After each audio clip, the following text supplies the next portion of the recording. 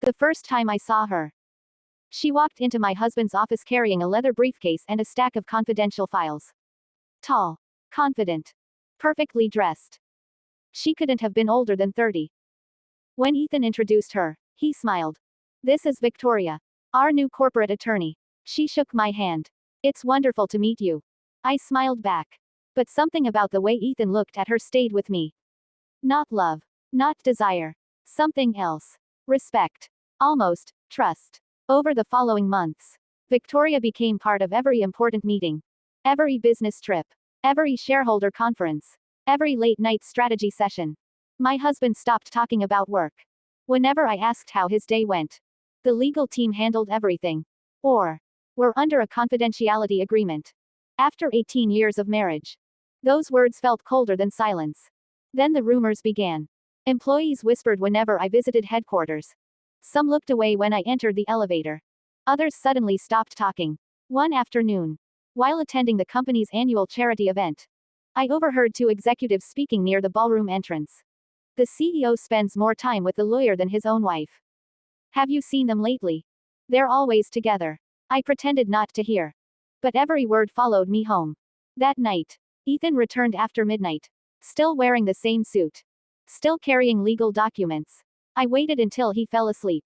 Then I quietly opened his briefcase.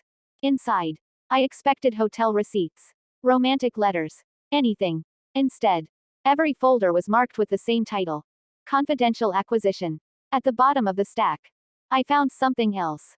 A birth certificate. Victoria Collins. Father's name. Redacted. Mother's name. Redacted. Why would my husband's briefcase contain someone else's birth certificate? The following week, Ethan announced another emergency business trip. This time, New York. 3 days. Without thinking, I booked a ticket on the next flight. Not to confront him.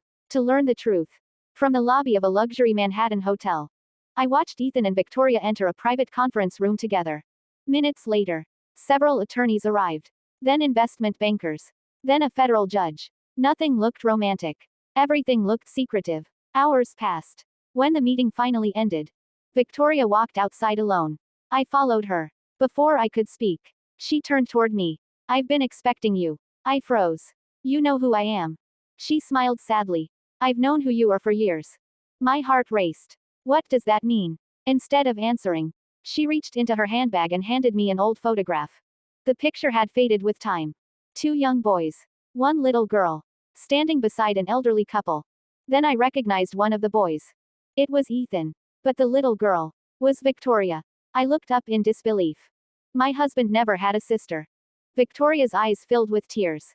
"He doesn't know." The world around me seemed to stop. "What are you talking about?" She took a deep breath. "I wasn't hired to become his lawyer." She paused. "I came here because someone stole our family's identity 30 years ago. And your husband is the last person who can prove the truth." At that moment, I realized I hadn't uncovered an affair. I had uncovered a family secret powerful enough to destroy one of America's largest corporations. For several seconds, I couldn't breathe. I looked from the photograph, back to Victoria, then to my husband's face in the picture. "This has to be fake." Victoria slowly shook her head. "I wish it were." She led me into a quiet cafe across the street. Neither of us touched our coffee. Instead, she carefully placed several worn documents on the table. An adoption record. Hospital discharge papers. A decades-old newspaper clipping. Everything pointed to the same year. The year Ethan was born. "My mother worked for the Harper family." Victoria spoke softly. "She gave birth to twins." I stared at her. "Twins?" She nodded. "A boy. And a girl." I immediately interrupted. "That's impossible. Ethan was an only child." So everyone believed. Victoria slid another document toward me. DNA laboratory records. 99.9% probability. Sibling relationship confirmed. I felt the room begin to spin. "So, you're telling me you're Ethan's twin sister?" She nodded once. "My mother died believing someone would eventually discover the truth." I whispered. "Who separated you?" Victoria looked toward the hotel window. "Someone who stood to inherit everything." The words hit me like ice. The Harper family owned one of the country's oldest construction companies. Billions in assets. Land. Factories. Commercial real estate. If Ethan had inherited everything alone, someone else had benefited enormously. Before I could ask another question, Victoria's phone vibrated. Her face immediately changed. They know we met. Who? She didn't answer. Instead, she grabbed the documents and stood. We have to leave. Outside, a black SUV slowly rolled past the cafe. Its windows were completely tinted. It circled the block once, then parked across the street. Victoria lowered her voice. Do not go home tonight. My heart raced. What is happening? They've spent 30 years protecting this secret. And if they believe Ethan has discovered it. She stopped speaking. A man stepped out of the SUV. Expensive suit. Dark sunglasses. Earpiece. Not a police officer. Not private security. Something else. Victoria quietly whispered. Keep walking. We crossed the street without looking back. Inside another office building, she finally locked the door. Only then did she explain. My biological father wasn't a member of the Harper family. He was their attorney. He died 2 weeks before the twins were born. The family patriarch feared a scandal. So one baby remained with the wealthy family. And the other disappeared through a private adoption. I could barely process what I was hearing. But why come back now? Victoria opened another folder. Inside was a lawsuit. Filed only 3 days earlier. Against Harper Industries. Plaintiff. Victoria Collins. Reason. Fraud. Identity concealment. Inheritance manipulation. Estimated damages. $4.2 billion. My hands trembled. This will destroy the company. Victoria looked directly into my eyes. I never wanted their money. I wanted my name. At that exact moment, the office television interrupted regular programming. Breaking news. Federal investigators have arrived at Harper Industries headquarters following allegations involving historic corporate fraud and inheritance concealment. My phone immediately rang. It was Ethan. The moment I answered, I heard shouting in the background. Then my husband's frightened voice. Emily, don't trust anyone. They've just arrested my uncle. And I think he murdered my father to keep this secret buried forever. The words echoed through my mind. They arrested my uncle. Before I could ask another question, the call ended. Victoria immediately grabbed her laptop. We have to get to headquarters. Now. When we arrived, television news vans already surrounded the building. Employees stood outside in shocked silence. Federal agents carried sealed evidence boxes through the front entrance. Reporters shouted questions from every direction. No one answered. Inside the executive floor, the atmosphere felt surreal. Directors who had spent decades running billion-dollar businesses now looked terrified. Ethan stood near the conference table. His white shirt was stained with coffee. His tie had been loosened. For the first time in our marriage, he looked defeated. The moment he saw Victoria, he froze. Neither of them spoke. Neither of them moved. It was as if both were looking into a mirror reflecting another life. Finally, Victoria placed the old photograph on the table. Ethan slowly picked it up. His hands began to shake. I remember this. Everyone in the room stared at him. My father always kept this picture locked in his desk. He told me the little girl had died shortly after it was taken. Victoria quietly answered. I didn't die. I was taken. Silence filled the boardroom.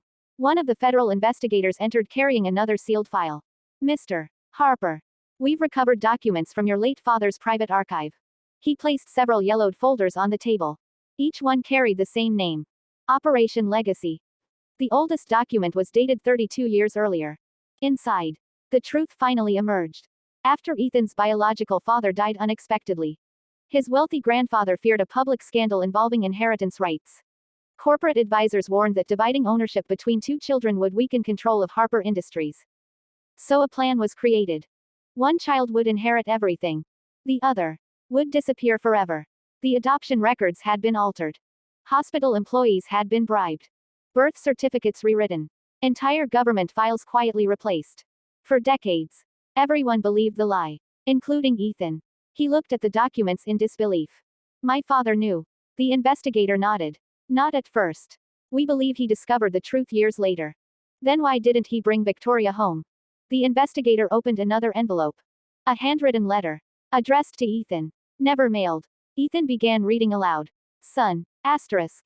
If you're reading this, asterisk. I failed you, asterisk. By the time I learned your sister was alive, asterisk. The people responsible had become more powerful than I imagined, asterisk.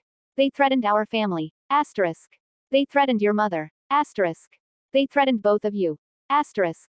I believed keeping silent would protect everyone, asterisk. It was the greatest mistake of my life. Asterisk. Tears rolled down Ethan's face. Across the table, Victoria quietly cried for the father she had never truly known. At that moment, the board chairman slowly stood. I have served Harper Industries for 28 years. He removed the company pin from his suit jacket. I resign. One by one, other directors followed. Not because they were guilty. Because they had failed to ask questions. The company's reputation collapsed overnight. Its stock value plunged. Investors panicked. News outlets across America called it one of the largest family inheritance scandals in corporate history. Yet, something unexpected happened. Employees didn't leave. Customers didn't cancel contracts. Instead, thousands of messages flooded the company website. People weren't supporting the scandal. They were supporting the truth. For the first time in 30 years, the Harper family wasn't hiding from its past. It was finally confronting it. As Ethan looked across the boardroom at Victoria, he quietly whispered the words neither of them ever expected to hear. I'm so sorry, little sister. And after 3 decades apart, Victoria stepped forward and embraced the only brother she had ever had. The days that followed were unlike anything Harper Industries had experienced in its 83-year history. News helicopters circled above headquarters. Television crews camped outside the gates. Every major business network wanted the same story. The billionaire family that hid an heir for more than 30 years. Shareholders demanded answers. Employees feared for their jobs. Competitors predicted the company would collapse. But inside headquarters, Ethan made a decision that shocked Wall Street. He canceled every interview, every press conference, every television appearance. Instead, he gathered all 12,000 employees for a live company broadcast. Standing beside him was Victoria. For the first time, she wasn't introduced as the corporate attorney. She was introduced as family. My name is Victoria Harper. The room became silent. I was raised under another name. I grew up believing my family had abandoned me. She paused, fighting back tears. They didn't. They were lied to. Across the auditorium, many employees wiped away tears. Then Ethan stepped forward. I cannot change what happened 30 years ago. But I can decide what happens tomorrow. He announced something no investor expected. An independent investigation. Complete financial transparency. A new ethics committee led by outside directors. And one final announcement. Effective immediately. Victoria Harper would join the board of directors. Not because she had won a lawsuit. Not because she inherited shares. Because she had spent 12 years becoming one of the country's top corporate attorneys. She had earned the position. The applause lasted nearly a full minute. Later that afternoon, the phone rang. It was the chairman of the company's largest institutional investor. We're keeping our investment. Ethan looked surprised. After everything that's happened, the chairman laughed softly. We don't invest in companies that never make mistakes. We invest in companies willing to tell the truth. Over the next 6 months, the investigation uncovered millions of dollars in hidden trust accounts created decades earlier. Most had never benefited Ethan or Victoria. They had quietly enriched one man, Ethan's uncle. Federal prosecutors charged him with fraud, conspiracy, document falsification, and obstruction of justice. The trial became national news. But the biggest surprise came during his testimony. He admitted something nobody expected. I never wanted the company. The courtroom fell silent. I wanted control. Power becomes addictive. And once you start protecting a lie, you create another, and another, and another. Until one day, you can no longer remember where the truth ended. Months later, the jury returned guilty verdicts on every major charge. Outside the courthouse, reporters surrounded Ethan and Victoria. One journalist shouted, "Who owns Harper Industries now?" Victoria smiled. The wrong question. Another reporter looked confused. What do you mean? She glanced toward her brother. Our family spent 30 years fighting over ownership. We're finally focused on stewardship. Together, they transferred a significant portion of the family's wealth into an employee ownership trust and an educational foundation supporting children separated from their families through fraud or legal injustice. Business magazines called it one of the most remarkable corporate transformations of the decade. Not because profits reached record highs. They did. Not because the company expanded internationally. It did. But because 2 siblings who had every reason to hate each other chose forgiveness over revenge. One evening, long after the cameras disappeared, Ethan and Victoria visited their parents' graves. Neither spoke for several minutes. Finally, Victoria placed the faded childhood photograph against the headstone. We finally came home. Ethan quietly nodded. Their parents never lived to see the truth revealed. But because of their children, the Harper name would no longer be remembered for the lie that divided a family. It would be remembered for the courage that reunited one. And sometimes, the greatest inheritance isn't a billion-dollar company. It's the chance to rebuild a family that should never have been broken. 5 years later, Harper Industries had become stronger than ever. Revenue reached record levels. The employee ownership program transformed thousands of ordinary workers into shareholders. Business schools studied the company's recovery as one of the greatest corporate turnarounds in modern America. Life finally felt peaceful. Until one ordinary Tuesday morning. Victoria walked into my office carrying a sealed envelope. No return address. Inside. Only one sentence. You punished the wrong man. No signature. No fingerprints. Nothing else. At first, we assumed it was another anonymous threat. The company received dozens every year. Then our chief information security officer burst into the room. Our servers have been breached. What? Someone copied 30 years of confidential board records. Within hours, social media exploded with rumors. Anonymous accounts claimed Harper Industries had hidden billions of dollars overseas. News outlets demanded explanations. Our stock dropped nearly 18% before noon. Federal regulators called requesting emergency meetings. Investors panicked. Employees feared another scandal. But this time, the accusations were false. Completely fabricated. Someone had mixed authentic company documents with expertly forged financial records. The fake evidence looked real enough to fool almost anyone. That evening, the FBI's cybercrime division arrived at headquarters. Their lead investigator studied the files for nearly 2 hours. Finally, he looked up. This wasn't done by hackers. Then who? He closed the folder. Someone with intimate knowledge of your family's history. The room became silent. Victoria slowly whispered. My uncle is in federal prison. He couldn't have done this. The investigator nodded. We know. Which means. He paused. Someone else has been waiting. The next morning, a familiar face appeared on every television screen. Richard Hale, former chief financial officer of Harper Industries. He had retired 12 years earlier. Most employees barely remembered him. The FBI did. According to newly recovered records, Richard had secretly worked with Ethan's uncle decades before the inheritance fraud was uncovered. Unlike the uncle, Richard was never charged. Because nobody knew he existed. Until now. The investigator quietly explained. For 30 years. Your uncle controlled the family. Richard controlled the money. Suddenly, everything made sense. The missing trust accounts. The forged banking records. The mysterious shell companies.